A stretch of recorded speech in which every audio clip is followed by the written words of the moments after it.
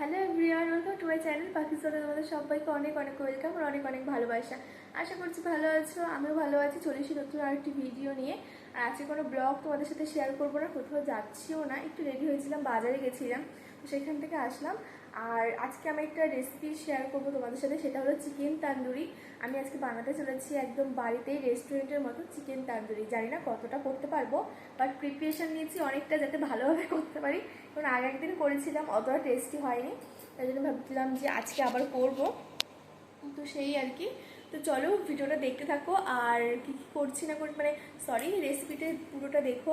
আর যারা নতুন দেখছো প্লিজ চ্যানেলটি সাবস্ক্রাইব করে দিও। চলো রান্নাঘরে যাই। এখন সব কিছু আমি মোটামুটি গুছিয়ে রেখে এসেছি, গিয়ে শুধু স্টার্ট করলে হয়ে যায়। তো চলো গিয়ে তারপর দেখাচ্ছি।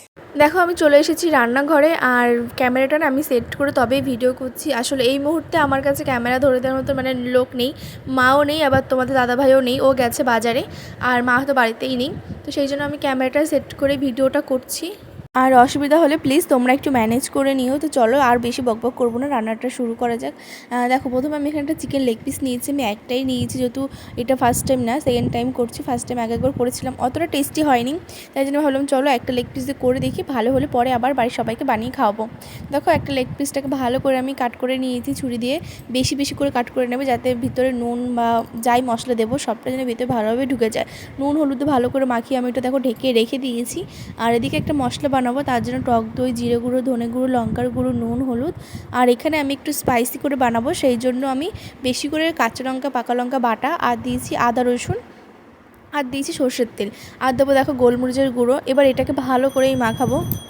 তো দেখো এবারে আমি ভালো করে মশলাটা মাখিয়ে নিচ্ছি। অনেকক্ষণ ধরে মশলাটা ফেটাবে, যেহেতু আমি টক দইটা দিয়েছি, একটু দানা দানা থাকবে, তো সেই জন্য ভালো করে আমি দেখো ফেটিয়ে নিচ্ছি। আর ফেটিয়ে নেওয়ার পর মানে মাখানোর পর আমি এখানে চিকেনটাও দিয়ে ভালো করে মেখে নেবো। আর যেখানে আমি কাটগুলো মানে কেটেছিলাম, তো সেইগুলোর ভিতরে ভালো করে মশলাগুলো দিয়ে দেবো। বিশ্বাস করো মানে আমি পরে তো খেয়েছিলাম বানিয়ে, তোমরা একবার হলো এইভাবে একদম যেভাবে আমি দেখাচ্ছি ঠিক সেইভাবেই করবে। খেতে এত সুন্দর, এত টেস্টি হয়েছিল, দোকানের থেকেও খেতে বেশি টেস্টি হবে যদি এইভাবে একবার বানাও। কারণ আমি বানিয়েছিলাম আগের বারের থেকে এবার বেশি ভালো হয়েছিল খেতে। তো মাখিয়ে দেখো আমি প্রায় 40 মিনিট বা 1 ঘন্টার মতন রেখে দেবো, মানে তোমাদের হাতে টাইম অনুযায়ী। আমি এখানে 1 ঘন্টার মতন রেখেছিলাম। আর 1 ঘন্টা পর আমি আবার দেখো ফ্রিজ থেকে বার করে নিয়েছি। আর এখানে একটু বাটার দিয়েছিলাম, আর একটু সাদা তেল একদম সামান্য দিয়ে আমি চিকেনটা দিয়ে দিয়েছি। দিয়ে না ভালো করে আমি সিদ্ধ করে নেব। আমি এর মধ্যেই সিদ্ধ করছি, আমি ডাইরেক্ট আগুনে দেবো না। তো দেখো ওই দিকটা একটু লেগে গেছিলো, তো আমি উল্টে দিলাম। এইভাবে ভালো করে সিদ্ধ করে নেবে। আর যে থালাটায় মশলা ছিল, সেই থালা ধোয়া জলটা আমি দিয়ে দিয়েছি, সেটুকুই দিয়েছি, আর একটুও দিইনি। তোমরাও ওরকমই দেবে, দেখবে এতেই সেদ্ধ হয়ে যাবে। যেহেতু অনেকক্ষণ মাখিয়ে রেখেছিলাম চিকেনটা, খেতে মানে এমনি সিদ্ধ হয়ে যাবে আর সফট হয়ে যাবে। তো দেখো আমি এখানে ঢাকনা দিয়ে রেখে দিচ্ছি, বারবার ঢাকনা উল্টে পাল্টে তোমরা ভালো করে সেদ্ধ করে নেবে। দেখো অনেকটাই জল কমে গেছে, আমার অনেকটা সেদ্ধও হয়ে গেছে। তারপর আমি আবার ঢেকে দেবো, ঢেকে দিয়ে ভালো করে সিদ্ধ করে নেবো। তো দেখো ঢাকনা খুলে দেখি এরকমটা তেল বেরিয়ে গেছে, আর অনেকটা ভাজা ভাজা হয়ে গেছে। আমি আর বেশি ভাজা ভাজা করবো না, এবার আমি উনুনে মানে গ্যাসে পুড়িয়ে নেবো। যেহেতু আমার উনুন নেই, আর আমি গ্যাসেই পোড়াবো একটু তান্দুরি করার জন্য, মানে একটা স্মোকি ভাব আসবে।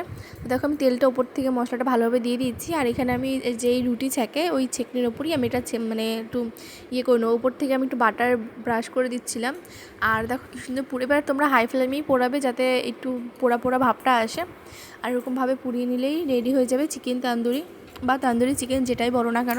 আমার কিন্তু অনেকটাই পোড়ানো কমপ্লিট। এবার ভালো করে ওপাশটা পুড়িয়ে নিলেই রেডি হয়ে যাবে চিকেন তান্দুরি। তোমরা যদি স্মোকি ফ্লেভারটা আনতে চাও, তাহলে তো জানোই যে কাঠকয়লা গরম করে একটা বাটিতে তারপর ঘি বা বাটার যেটাই দাও না কেন সেটা দিয়ে ঢেকে রাখলেই রেডি হয়ে যাবে। আসলে আমার কাছে নেই, তাই জন্য আমি এটা মানে দিতে পারলাম না। ওটা দিলে হয়তো খেতে আরও বেশি টেস্টি হতো। তো নেক্সট টাইম ট্রাই করবো ওই কাঠকয়লাটা মানে ব্যবস্থা করার। তো দেখো আমি আঁচটা বাড়িয়ে ভালো করে একটু পুড়িয়ে নিচ্ছি, যাতে মানে বেশি পোড়াটা হয়। দেখো তোমাদেরকে যেমনটা বলেছিলাম যে এটা কি করেছি, এটা রেসিপিটা তোমরা পেয়ে যাবে অন্য একটা ভিডিওতে। উল্টা আমার মনে হচ্ছে এটা ভালো হয়েছে, মনে হচ্ছে আমি জাস্ট একটু খেয়ে দেখছিলাম, খুব ভালো হয়েছে। তোমার ভালো লাগছে? কিন্তু খাও না অবশ্যই, কিন্তু আমার খুব ভালো লাগে।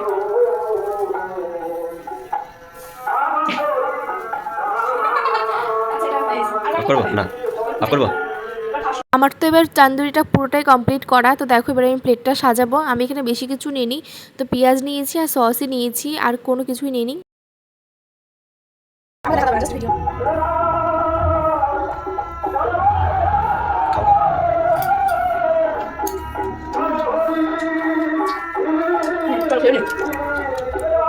জানো তো ভেবেছিলাম গ্রিন চাটনিটা বানাবো, তো সেটারও হলো না। আসলে ওকে বাজারে পাঠিয়েছিলাম আনতে, কিন্তু পাইনি, সেজন্য আর বানানো হয়নি।